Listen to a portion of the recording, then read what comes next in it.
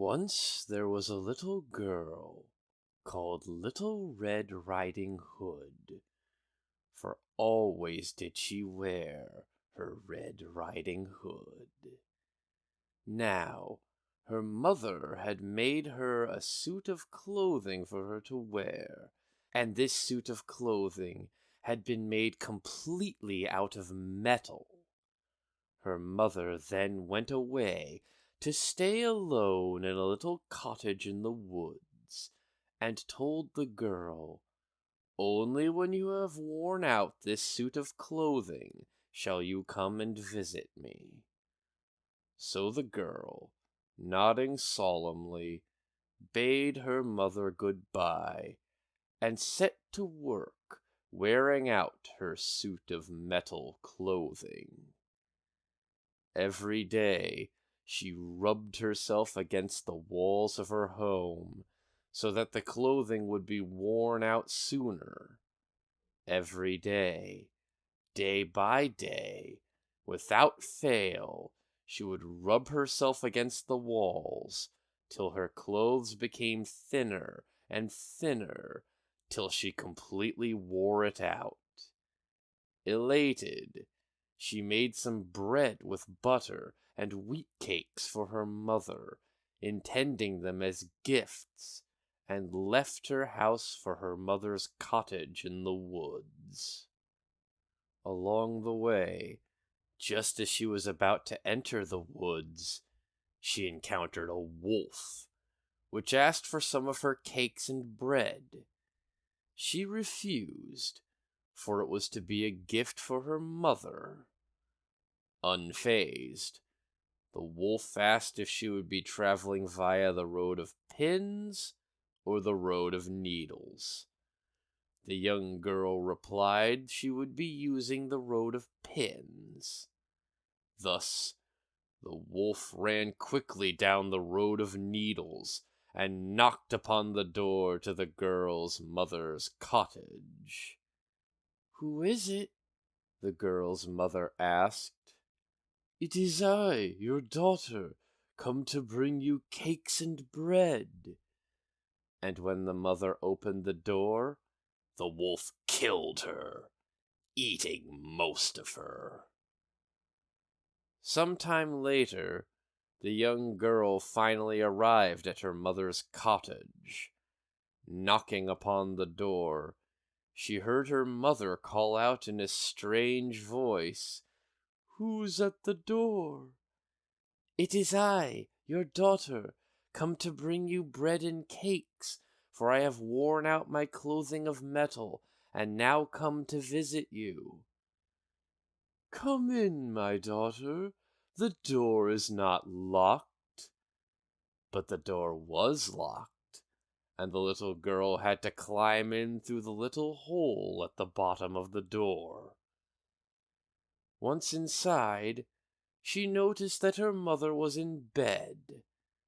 After the long walk through the woods, the girl was hungry, and said thus to her mother, "Mother, I am hungry, for I have traveled far and deep to this place."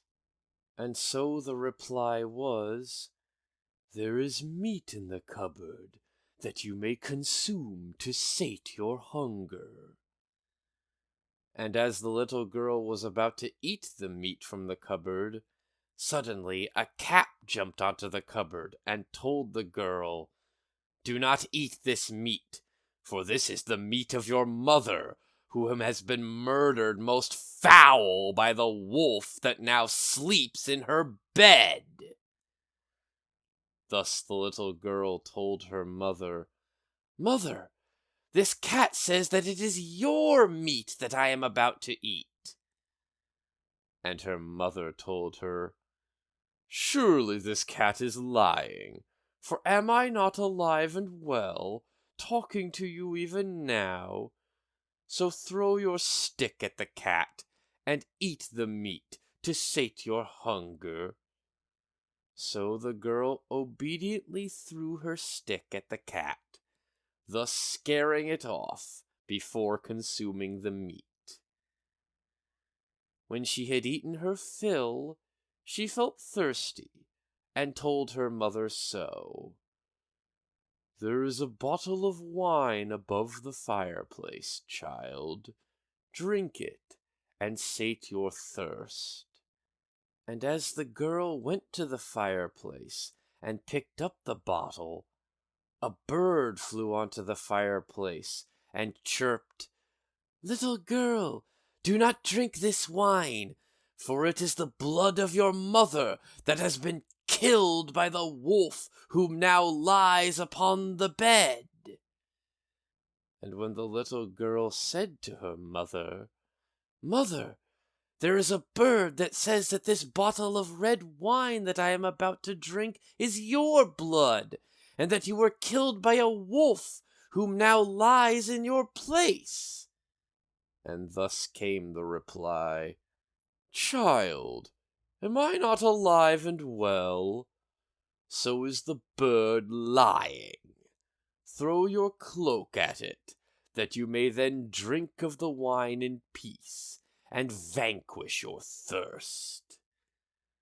Thus the girl did as she was told, and drank of the wine till not a drop was left. Now, when she had eaten and drank her fill, till hungry and thirsty she was not, suddenly the girl felt sleepy. Thus her mother said to her, "Come, child, and rest by my side. I would have you by me once more." And the girl walked to her mother's side and undressed. Putting her clothes of cotton and wool neatly to the side, she climbed into the sheets with her mother, so as to rest.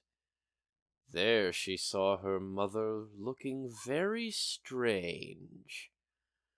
"Why, mother," she exclaimed, "what big ears you have!" "The better to hear you with, my child," came the reply. "Why, mother," the girl continued, "what big eyes you have!" "All the better to see you with, my child," came the reply. "But, mother, what big paws you have!" the girl exclaimed. "The better to hold you with," came the reply. "Oh, mother, what big sharp teeth and a terrible mouth you have!" the girl cried out. "The better to eat you with," the wolf said. And at that, the wolf pounced upon the girl and devoured her, rending apart her flesh and bones, eating her alive, ignoring her screams. And thus the wolf ate the girl, sating its hunger.